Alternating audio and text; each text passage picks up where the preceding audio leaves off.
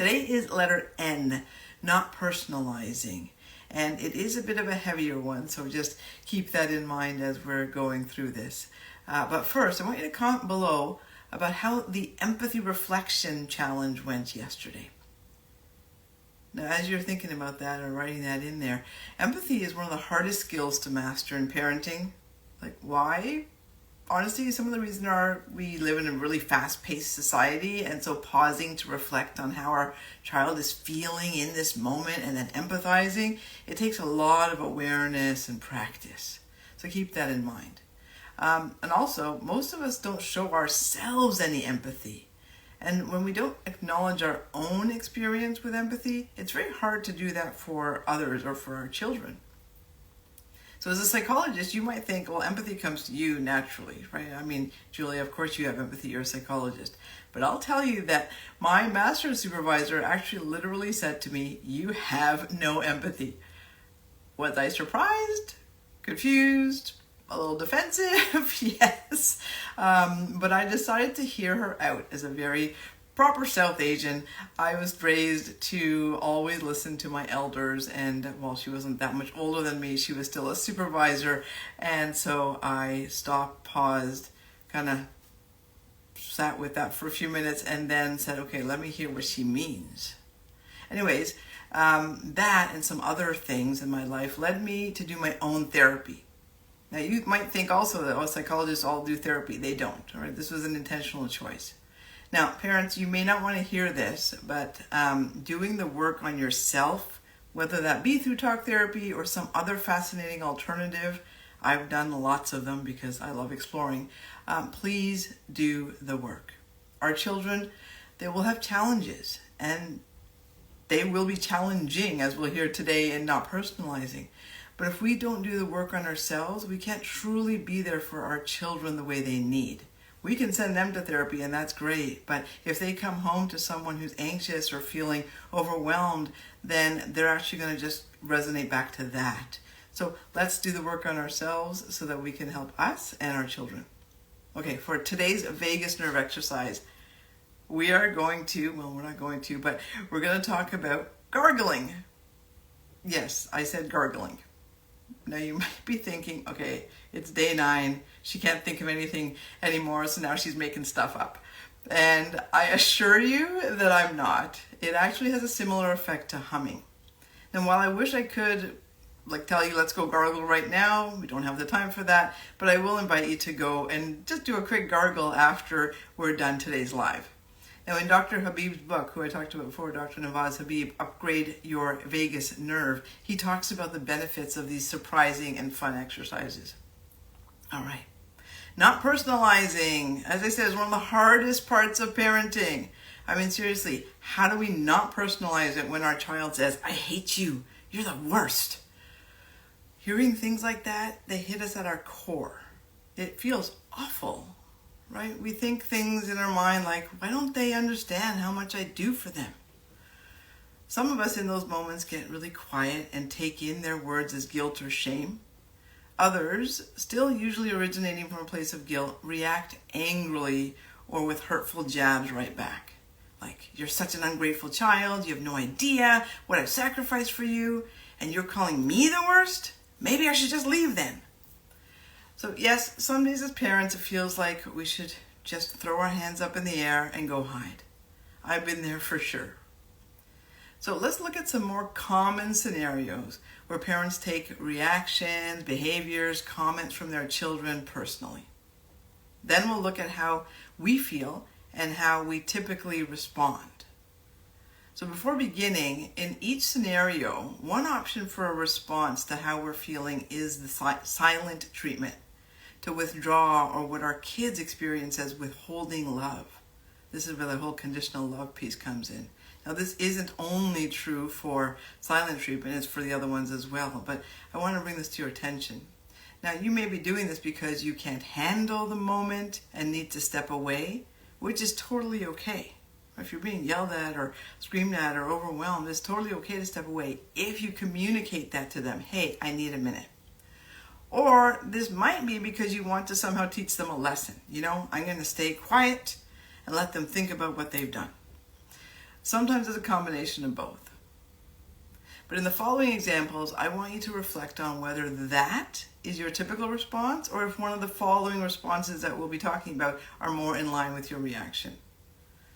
Whether it's silent treatment or one of these, just remember we're here to become aware of unhelpful strategies and shift into fair ones. Okay, so here are examples of when we tend to personalize and how we might react. 1, when your child refuses to listen to you even after you've asked them to do something 1,000 times. How do we feel? Disrespected. And it can trigger anger, frustration, and if it's in front of others, embarrassment. Then we can end up saying something like, "What's wrong with you? You never listen. You're impossible." Another possibility, when your child disregards you. This one is usually more from teens. And let's say you say something, anything at all really, and then all of a sudden they just roll their eyes at you and say a sarcastic, "Yeah, whatever." Now that one, it definitely gets your blood boiling, right? And then you might say, "Who do you think you are?" Right? "Do not roll your eyes at me." Pulling that rank. Another option, when a child tries to give you feedback. They have the courage to do this and they come to you and they say, "I don't like it when you yell at me." We can feel surprised, of course guilty, and unfortunately we usually respond with something like, "Well, I wouldn't have to yell at you now, would I, if you would just listen? I guess I'm the worst parent ever." When a child has a tantrum, particularly in public, we take that one personally. We feel overwhelmed and embarrassed. It's like we're failing as a parent. And then we say something like, "Fine, you know what? I can't handle this anymore. Have the chocolate bar. Just stop crying." Now here's a more subtle one and the last one for today. But our child is struggling with math homework. But you're amazing at math and you believe it's a critical life skill. So we feel scared, confused, then we start getting frustrated and angry. Our response is, "Come on, you can do this. Why are you having so much trouble? I don't get it. This is common sense." So we get agitated by our child's responses or behaviors when they're not what we expect, because at some level, we're triggered into feeling like we aren't doing a good enough job raising them. There are so many opportunities for us to take our children's behaviors personally, but I am going to stop there for today. I think you're getting the idea. So what is the impact on our children when we take their behaviors personally? Well, they feel misunderstood, overwhelmed, and disconnected from us. When they're having a hard time or don't have the capacity in that moment to be the ideal human we wish they would be, they don't need us to react to them. They need us to see them, soothe them, and then maybe guide them. When we take things personally, we can't help them navigate the big emotions they're feeling. We can't help them learn how to wait for that chocolate bar. We definitely can't help them learn math. Instead, we end up labeling them, dismissing them, and in the long run, undermining their confidence. But what about the impact it has on us? It's so hard to parent when our kids are being so difficult and even mean. I could say, well, you know what? You're the parent, so it's not about you. But let's have some self-compassion. It's very hard to not personalize when our children are basically attacking us or embarrassing us. If I can't give the silent treatment and I can't respond like I did in those examples, am I supposed to just take it then? The simple answer is no, and I'll share with you how we can respond. But first, we need to help ourselves. So while we are parents, we're humans first. We have our own difficult or traumatic childhood experiences. We've learned generational patterns that may not be helpful. And we have epigenetics influencing how we react. The reality, taking things personally is part of our survival instinct. Now, if I'm being attacked, I should protect myself by fighting back. Maybe I'll flee, maybe I'll freeze, maybe I will do something called fawning. So some of us fight, right? Especially after hearing those hurtful words, we yell back. Some of us flee, we just step away, we walk away, I can't do this, right? Some of us freeze, we actually go numb and dissociate when those highly stressful situations come up.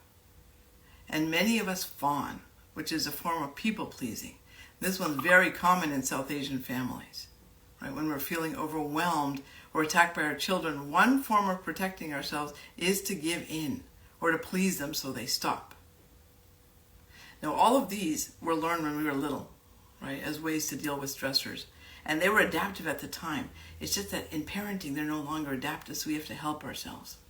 So when our child is dysregulated, rude, disrespectful, sarcastic, our system, it does go into that threat mode. And we end up utilizing one of those survival instincts to cope. Unfortunately, that's not helpful in parenting. Now, I am aware of the time, and I realize I'm going over the 10 minutes, but it is a little longer, but this is an important one, so hopefully you'll stick around with me. Or watch again at the replay. So the idea here, this keeps us stuck, right? This way of responding in this vicious cycle, and no one ends up benefiting. So instead, we need self-compassion and more empathic ways to soothe ourselves so we don't personalize our kids' behaviors. And once we learn to be more self-compassionate and soothe ourselves, then we can stay present and work with them on navigating whatever it is that is happening within them to be that way. But how? Right? It's so easy to fall into one of those survival instincts. Now remember Be Fabulous from yesterday? Well, it's not just helpful to use with our children. It works on us too. So let me illustrate. We could pull on any of the examples above.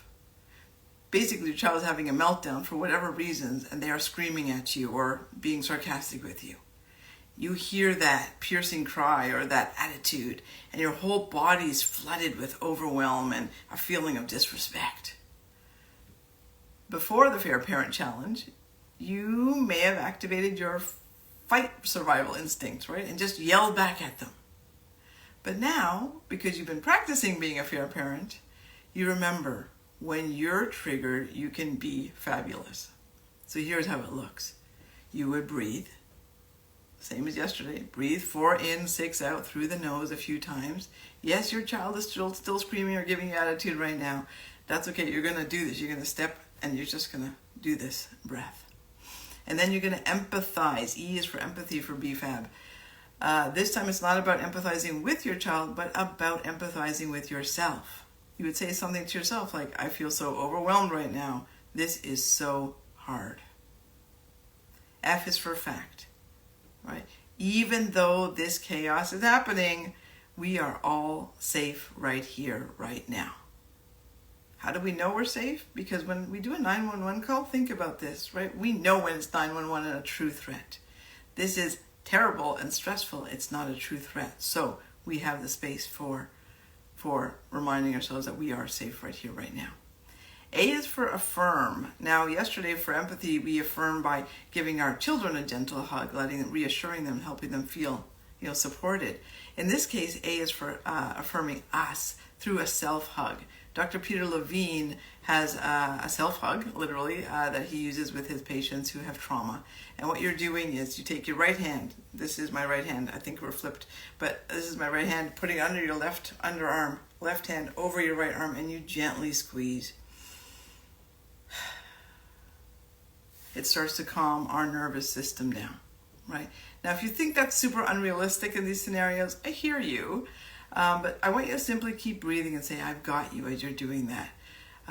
Because the reality is if you don't, we're going to end up doing one of those strategies, right? Run, give in, shut down, one of those things. And finally is B, BFAB, B for believe, I can do this. I'm working on it. Take another deep breath. Okay, again, this may sound idealized, and without practicing it is very hard. So here are your choices. Continue to respond the way you have been, which is, I'm guessing, exhausting. Or kindly be willing to try practicing Be Fabulous so you can soothe your own nervous system before trying to soothe your child. Now, reflection exercises like we've been doing the last 2 days of the challenge are very helpful. So rather than trying to do them in the moment, in the beginning. So vividly reimagining, previous challenging scenes using Be Fabulous in successful ways, what it does, it starts to imprint in our brain, making it easier to implement when it actually comes up in real life. It's how the Olympians actually do it. So let's compassionately take care of us. You are the parent, the most important person in your child's life. So please be kind to yourself. Becoming a fair parent isn't just for our kids. We have to learn to be fair to ourselves too. Now remember my story about Talina giving me that abrupt feedback in the car when I picked her up in grade 7? I didn't take it personally. Why? Because, well, I didn't realize it at the time, but I was practicing Be Fabulous right then and there in the car with intention, time, self-exploration in my therapy, and practicing. I was able to handle that situation in a way that helped me see, soothe, and provide an emotionally safe space for both Talina and me. So for your challenge today, reflect back on a time when you took something your child did or said personally. Now imagine using Be Fabulous on yourself in that moment. Notice what you feel. Again, this one may take a few reflections, but with time it will start to shift your state. So comment yes below if you commit to using Be Fabulous for you between now and tomorrow's live.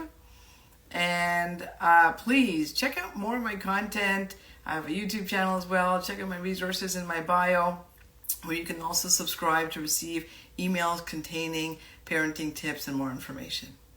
And mark your calendars for Monday, April 15th at 9:30 for our special 1-hour Q&A, where I'll also be talking about the importance of repair with our kids and how to do that. Wonderful. Yes, thank you. Love it. And please remember to DM me, direct message me with questions too, so that I can look those up and answer them on Monday. So see you all tomorrow for day 10, T for Trust, the last day of the Become a Fair Parent mini challenge and raise unconditionally confident kids. I've got you, and I believe in you. Bye.